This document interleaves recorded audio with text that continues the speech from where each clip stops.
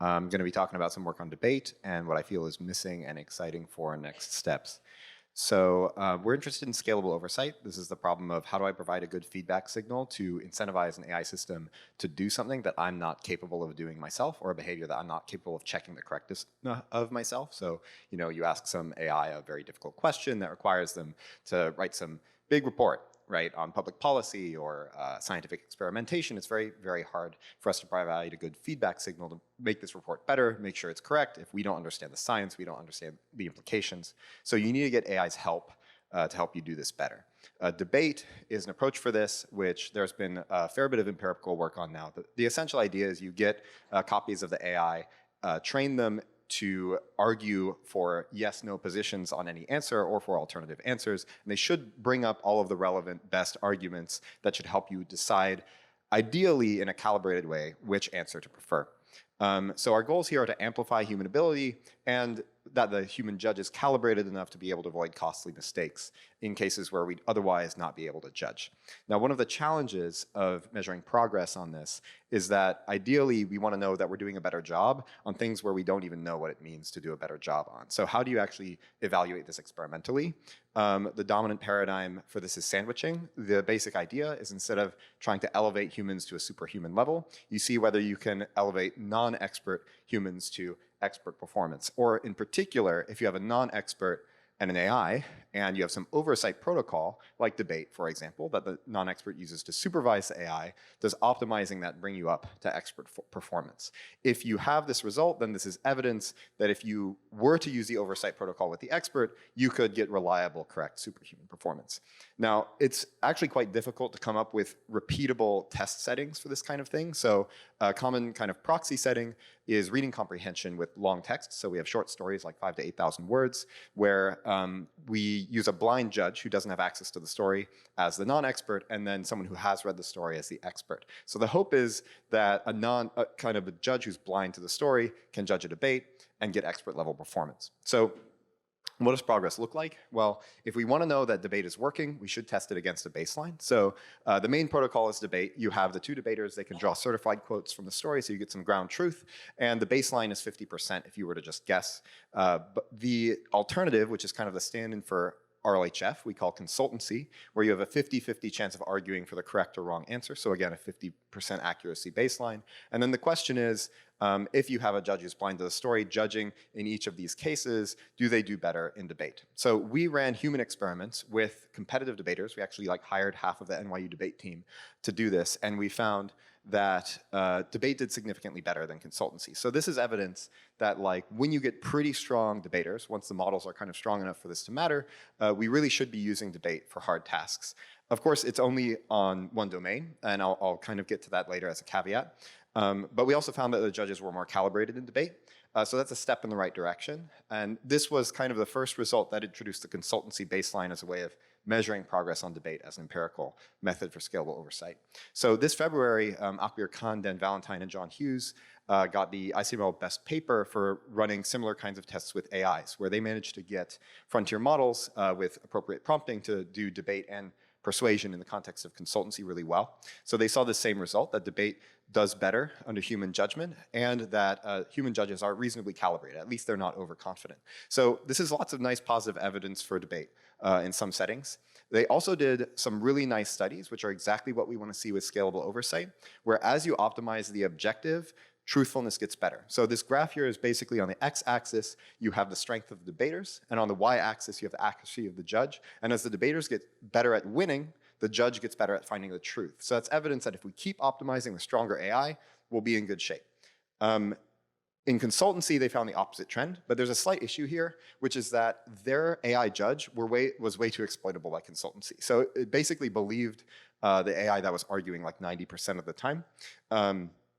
So now in follow-up work that we put out in this September, we trained a calibrated judge, and we actually fine-tuned Llama to debate, and we found that this result still held. So debate was the only oversight protocol that had a significant positive result, whereas you make the debaters stronger, the judge accuracy gets better, and we even introduced some extra consultancy baselines, which I don't have time to get into, but you can check out the paper. Samuel Arneson led that one. It's called Training Language Models to Win Debates with Self-Play, Improves Judge Accuracy. Okay, so what are the caveats? What are the gaps? There was some work by DeepMind also studying debate. They tried on a bunch of other tasks, including closed book tasks like GPQA, MMLU, where you were trying to judge with like a weaker language model as a judge. They didn't get positive results for a debate, which is a little bit disappointing. There were some very preliminary results on MMLU from Charlie George from Illicit on this, but we really need more evidence. And we're also still quite far from what we really want, which is training models to be robustly truthful. What we have right now is basically that the supervisor can get higher accuracy, but what we want is that you can train the models to get higher accuracy. What we've found through all these studies is that models aren't really that great at judging and debating, so you probably need a lot of humans in the loop, a lot of feedback to make this work. I expect that you need the kind of investment that like the RLHF pipelines have at this point. You need to put that same investment into debate if you would expect to be able to get a competitive result. And there's also some challenges in like how exactly do you know how to choose between two wrong answers in a way that pushes the model in the right direction. That's a little bit underexplored. I expect this to be doable, but it might require a lot more human and compute resources. So it might be most doable by places with a lot of those resources, and it's kind of tricky to de-risk debate on this front, but it's clear that there's a problem to solve because like as Michael was talking about, it's well documented that RLHF can incentivize misleading evaluators, can incentivize manipulation and stuff that we don't want. Okay, so I think there's a path forward. But what I'm really interested in is what happens when we solve debate? Does that solve alignment? Sometimes you hear this argument that like, well, debate is a method for truthfulness, and truthfulness is alignment complete because if the model tells the truth, you can just ask what's the right thing to do, and then it'll tell you the answer. I think this is a Mott and Bailey. I don't buy this argument. So basically you're saying, okay, my defensible claim is that scalable oversight will converge on any conclusion that like a sufficiently dedicated and thoughtful human would come to. So you say, okay, so it's truthful, which means that the model will truthfully answer morally or value-laden questions like what's the right thing for me to do. And I don't think it holds because I don't think we have oversight signal for that kind of thing. We don't actually know how to do supervision of intent alignment. So you have a principal and agent. The principal wants the agent to do something. So there's what you say, the agent acts, you use an oversight protocol, and then you have a third-party overseer. Look at this, and they can give an instruction following reward. So this is kind of what RLHF looks like a lot of the time. But this isn't intent alignment because the principal has some idea of what they want, which might be different from what they say. And the overseer doesn't have access to this. There's this specification gap, which you need to be able to bridge. So we don't know how to handle cases where you have a misspecification. You could say, okay, let's bring the principal in. Let's just have principals in the training loop. They give feedback, and then you get like a preference matching reward that's helped out by the Scalable Oversight Protocol. There are a bunch of problems with this. So first of all, Scalable Oversight Protocol relies on an understanding of the principal's values in order to know what arguments are relevant to bring up in the debate. Principles differ. Different principles are going to value different things, so you can't have a single universal debater handle all principles. Another problem is that in order to make this scale, you need an AI model of the overseer. That makes a lot of sense if you have like a global norm for the overseer, like epistemic norms. We can kind of come up with reasonable global epistemic norms for truthfulness. But for principles who have different needs, now you have to represent a distribution of principles, and you're going to suffer from distribution shift problems in deployment time. But the biggest problem is that what you think you want is often not what you want. And if you've ever written code, you probably know this, right? But also, you might be manipulated into a situation that you don't actually want. And so there's another gap, the idealization gap, which we actually have no idea how to bridge, right? Like ideally, we would get oversight from an ideal self. But that simply doesn't exist. We can't get this idealized preference matching reward. So what can we do here? I have some thoughts on what an experimental structure might look like. I call it specification sandwiching. Basic idea is you start with a principal who is naive, right? They can essentially judge their immediate preferences, which may not be the ideal version of their preferences. Now, they can then provide a specification of what they want, which then also might fall short of those preferences. But if you bring another AI into the picture and have a reflection protocol that helps them understand what they actually want and how to say it, then ideally, the principal can come to a better understanding of what they want and also improve the specification to match that under a scalable oversight regime. So now you've improved the principal and their understanding of what they want, and you've aligned an AI to this understanding.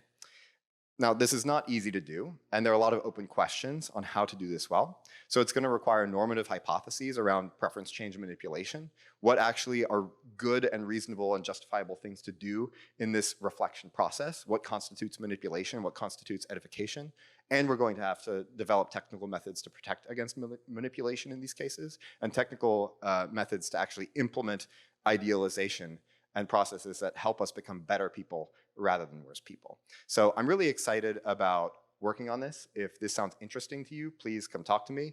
I would love to find collaborators, and I would also love to red team these ideas further. Thanks. Awesome. Hannah asks, do you worry that incentivizing a good debater simultaneously incentivizes models to be persuasive or to be unduly manipulative beliefs of their users? Kind of what you touched on in the end, maybe expand on that. Yeah. So I think this is a pretty common worry that if you incentivize a debater, if you incentivize a debater to try and win, you will be incentivizing the debater to lie or manipulate. I think what we have to rely on is the other debater pointing out those issues. I think that you can also think about the norms of debate that are enforced at training time.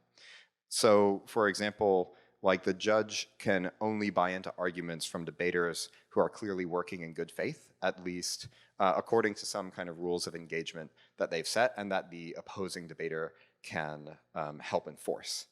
Yeah. How would you get ground truth labels for specification sandwiching? And how do you know the idealized specification is actually better? Right, yeah. So what you want is that the idealized specification is better by the lights of the principle when the process is done. So what you want is for the principal to be able to look back and say, oh, wow, I was so mistaken at the beginning, and I have a much better idea now of what I actually wanted, and this new specification is better.